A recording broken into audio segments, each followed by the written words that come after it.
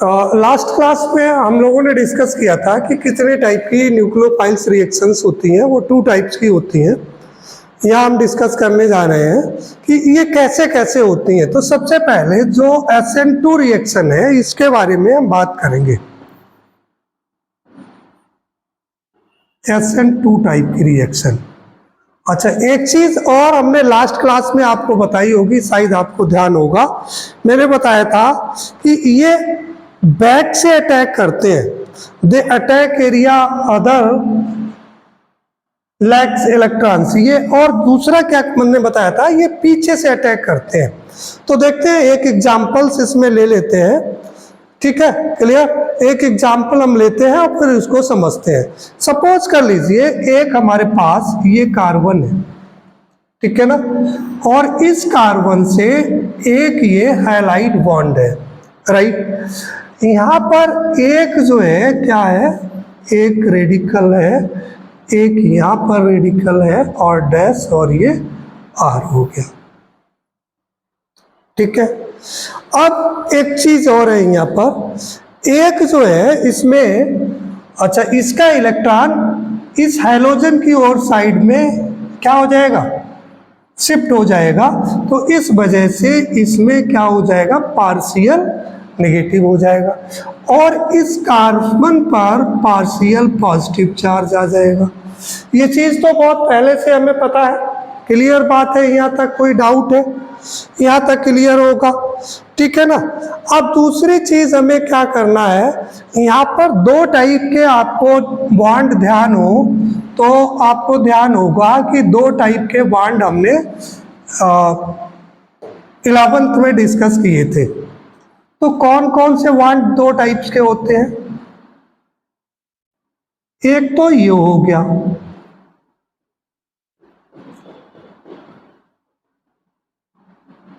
इसको कहते हैं बेटा बेस बॉन्ड।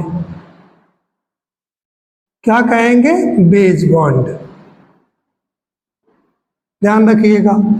एक और होता है, इसको कहते हैं डैश बॉन्ड। क्या कहेंगे?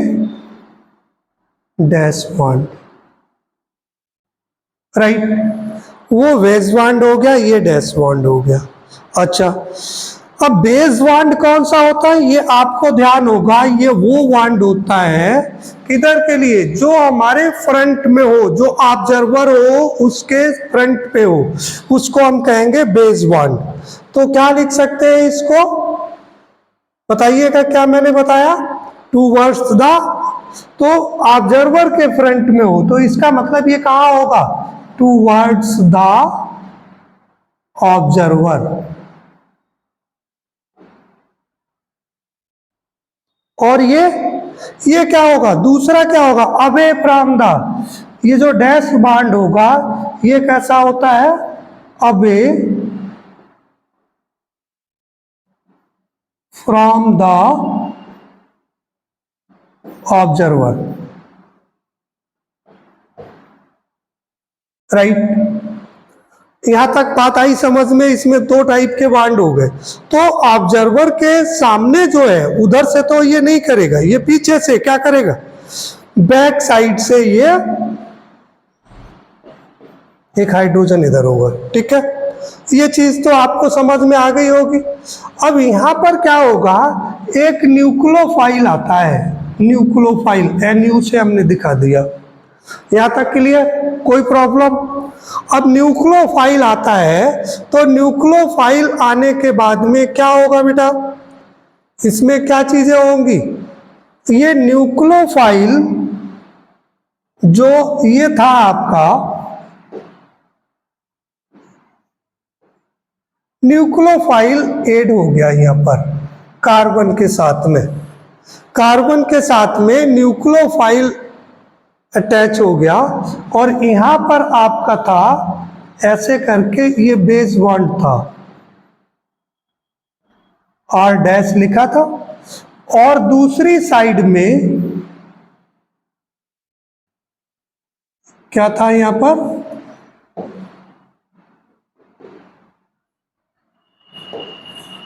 दूसरी साइड में था आपका डैश बॉन्ड था।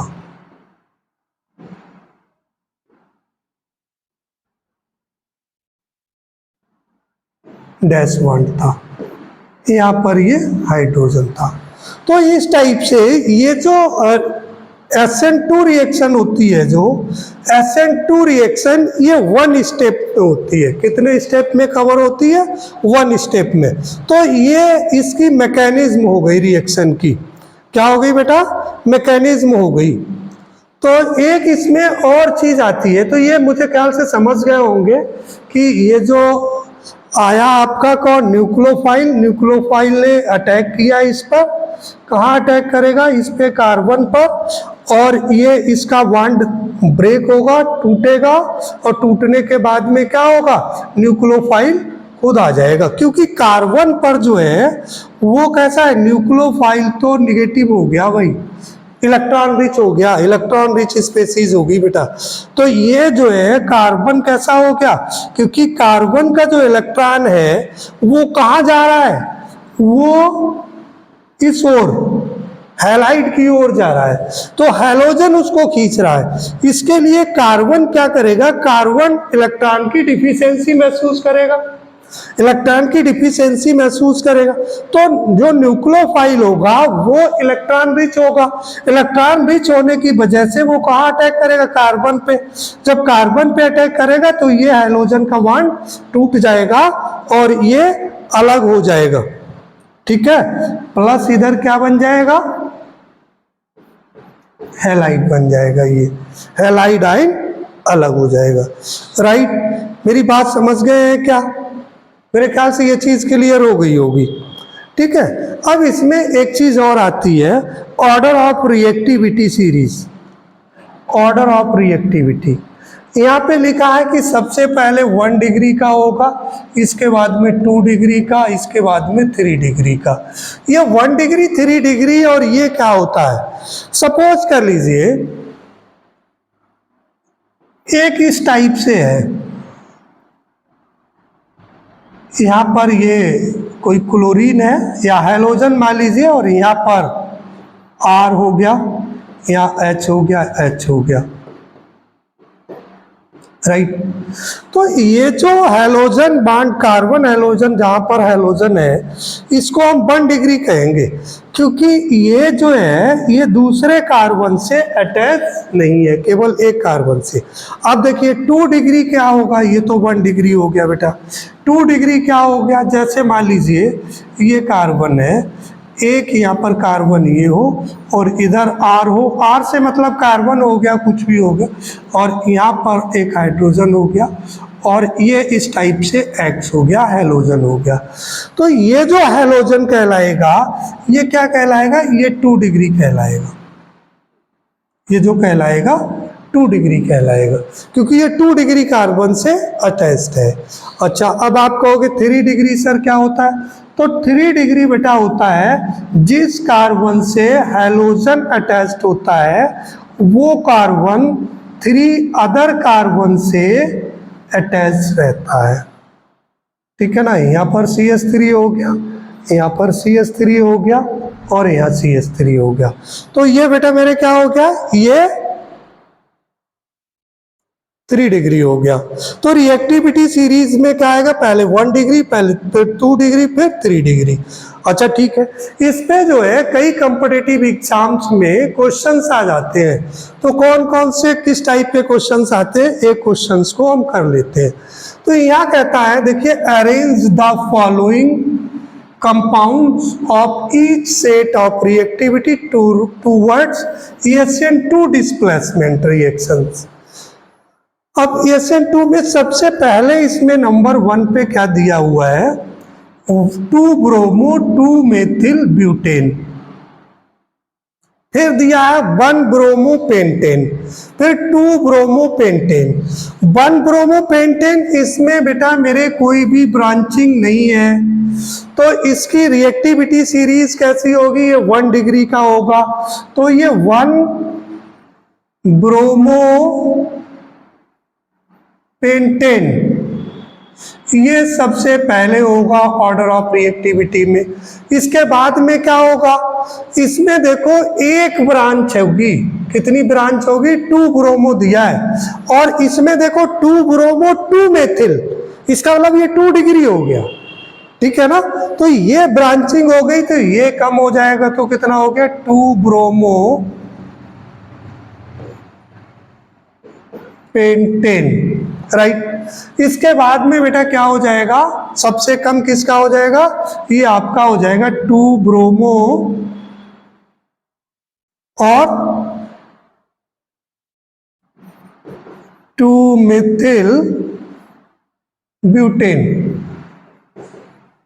तो ये बेटा रिएक्टिविटी सीरीज इसकी हो जाएगी। मुझे लगता है कि आपको ये आंसर क्लियर होना चाहिए, राइट। दूसरा देखो बेटा क्या कहता है, ये क्लियर हो गया। अब दूसरा देखो 1 ब्रोमो पेंटेन, तो सबसे पहले कौन आएगा, ये आएगा, इसकी सबसे ज्यादा होगी। फिर 2 ब्रोमो 3 मिथाइल ब्यूटेन, तो ये हो गया बेटा मेरे 2 डिग्री हो गया, नहीं हो गया, कितना हो गया, 2 ब्रोमो, ठीक है। तो ये हो जाएगा 3 मेथिल ब्यूटेन, ये नंबर 2 पे आ जाएगा, ठीक है। अब आपका है 1 ब्रोमो